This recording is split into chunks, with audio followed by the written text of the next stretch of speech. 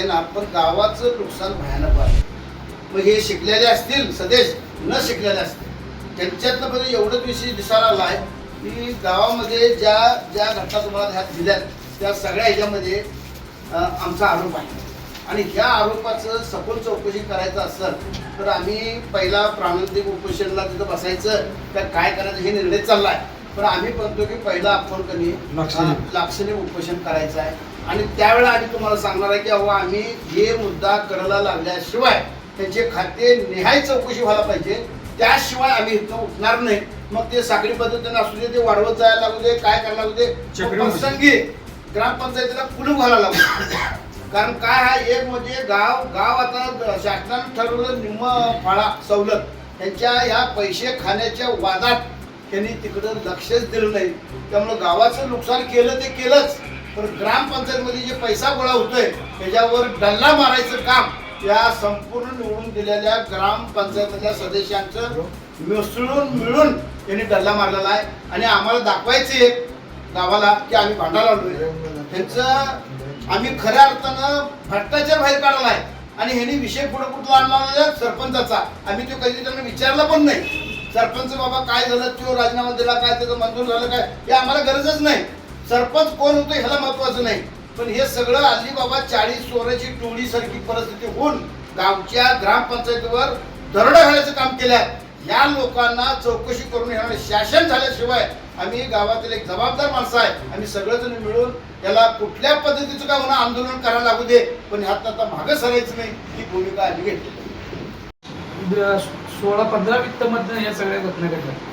त्या 15 वित्तमध्ये 2022-23, 21-22, 22-23, 23-24, 24-25 आणि 25-26 यामधली जी आलेली रक्कम आहे शासनाची, त्यांनी काय बाबा कुठं काय आमदार फंड किंवा खासदार फंड अशातलं काही आणून हा भाग केला नाही.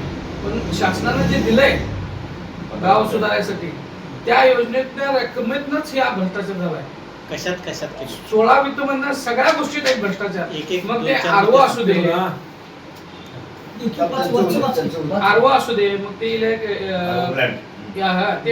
फ्लॅट येतो, परत बाकीचं ह्यात आणि डस्टबिन मध्ये आहे बोगस बिल, त्या समाज मंदिराच्या त्या कामात आहे, बाकीच्या आणि ते घनकचरा व्यवस्थापन आहे, सीसीटीव्ही आहे. अशा सगळ्या ह्याच्या विभागातलं सगळं पैसे हे त्यांनी लुबाडलेला आहे. आणि अंदाजे एक 40 लाखाचा यात अपघात झाला असं वाटतोय. आम्ही अजून टोटल मारून यात मला वाटतंय अजून गावाची चांगली माणसं यात सामील करून सगळ्यांना हे करून जागा करून सगळी सामील गावाची चांगली माणसं घेऊन जरा व्यवस्थितपणे आंदोलन कसं करतात किंवा कसं पुढे जायचं हे आपण बघू सगळे. मग ते बोलसर असतील बोगस आढळलं, आमचं काय म्हणणं नाही, खरं खर्च झाला असेल तर आमची काही तक्रार नाही. पण जर बोगस आढळलं तर त्या संबंधित बॉडीला त्याचं शासन झालं पाहिजे.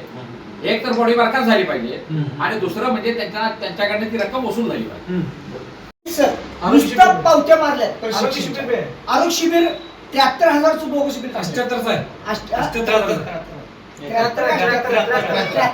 73 परत पाणी व्यवस्थापन म्हणून 1,99,000 रुपये खर्च टाकले.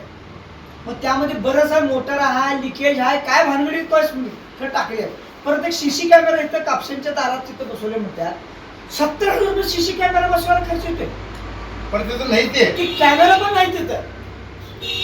म्हणजे किती म्हणजे आम्हाला काय वाटतंय ह्या सगळ्या गोष्टीचा बीट आला म्हणून आम्ही सगळी आपल्या विचाराची माणसं मिळून कोणी विचारणार नाही असं त्याला वाटत होतं. म्हणलं विचारूया. आणि खरं वास्तविक घरपाण्याचा जो 50% विषय होता हाच महत्वाचा होता. म्हणून आम्ही त्यांच्या पाठीमागे लागलो आणि ते सगळं निघलं.